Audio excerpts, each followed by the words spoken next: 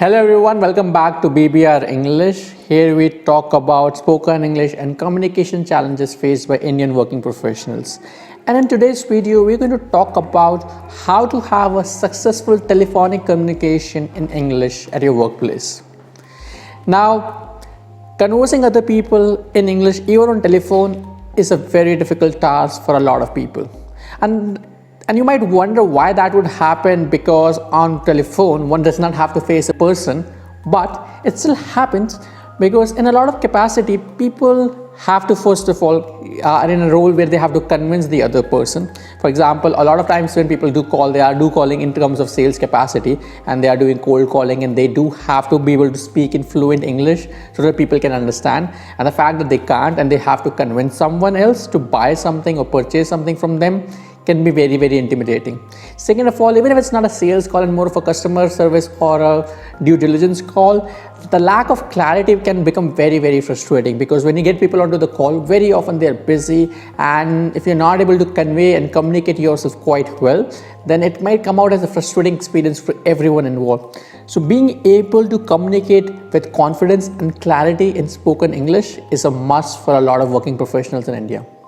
Here are 5 strategies which I would give you today that could help you easily into about having a successful telephonic conversation in English. The strategy 1: know what you're going to say in advance. Now, what do I mean by that is that you have the luxury to not get caught off guard when you're having a telephonic conversation. Of course, unless the case that you are the one who is being called upon. Take the example where you are the one who is going to call somebody else, and in that capacity you have the luxury to plan and prepare. And as we have said on this video several times before, and that is that failing to prepare is preparing to fail. So what you do want is to script out your ideas. Now, you do not want to go scripting out word for word, because that can put an undue amount of pressure. However, what you do want to do is to make sure that you have a final bullet points written. If there is a specific argument you're going to make or something to convince or persuade other people, what you do want to do is to write them down in bold or put it onto your notepad, and make sure that you look at it while you're talking.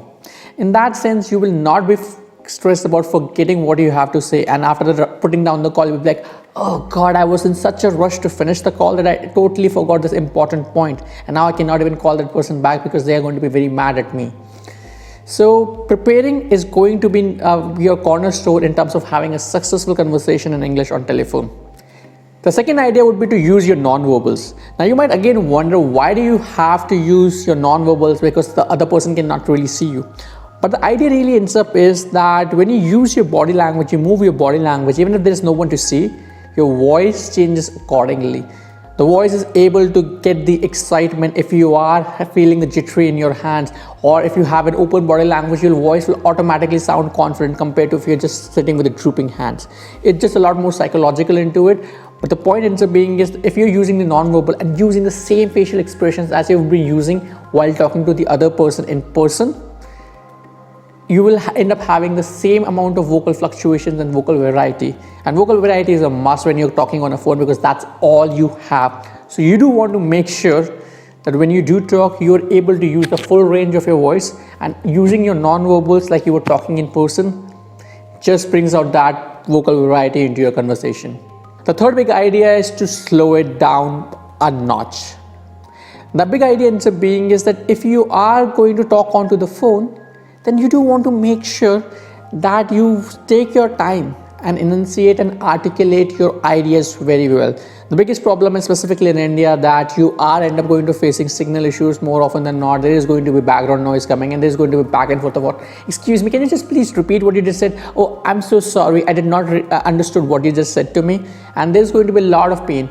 And if you're the person who is going to talk in terms of explaining something or persuading the other person, if you're not able to articulate your ideas well, the other person will either not get your ideas, they would get confused, or they would not have confidence in what you are saying to them. And in those cases, you would realize that your conversation did not went as effectively as it could have been. So take a pause, slow it down, try to focus every word you're trying to speak. And to make sure that happens, you have a script or a pointer system ready for you, because you can look at that and make sure, do not stress about what you have to say, and then when you say it slowly. An important thing you have to do when you're talking to somebody on phone is to make sure that they have understood the important points, i.e. you want to confirm that the other person has gotten the correct information from you. So do make sure that every once in a while, specifically when you make an important point, specifically you're transferring information or making an important contractual point which can have very high consequences down the line, you make sure that you repeat yourself and make sure and confirm from the other person, but asking them to repeat the same thing so that you can tally on the both ends that you've both gotten the same information. This can be incredibly important if you're talking about invoices or making some sale on a phone call or putting together some other information. In cases that you're just looking for dialing up for some sort of a customer service request, you have some room for an error, but still to provide a better customer service, you do want to make sure that the other person gets you completely, so that there is minimal frustrations down the line. And this point is directly related to the last one. Just do not ask the other person that if they have gotten this right information.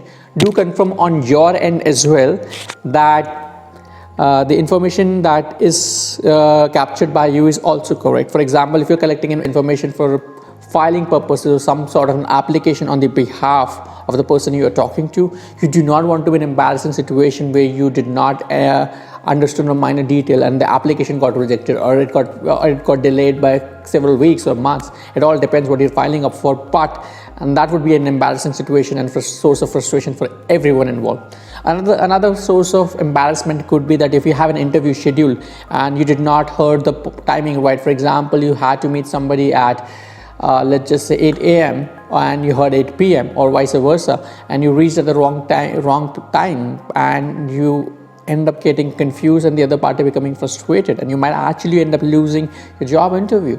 So do make sure that you confirm these in the ideas back and forth, and this confirmation will also give you much more confidence. Now, they may not be directly related to speaking in English, but the fact is that once you keep these ideas in mind, you would be very, very little stressed about what you exactly have to say, because these pointer systems and these big ideas will give you what you should be focusing upon instead of the choice of the words you have to use on the phone call. Of course, if you're in a sales role, you do want to have to choose your words wisely, but I think your sales manager and the sales scripting team will help you out there.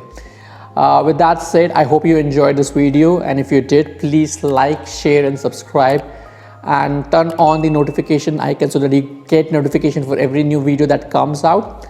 And finally, please share your thoughts into the comment sections. What do you think about this video, and what video would you suggest to do us next? Thank you.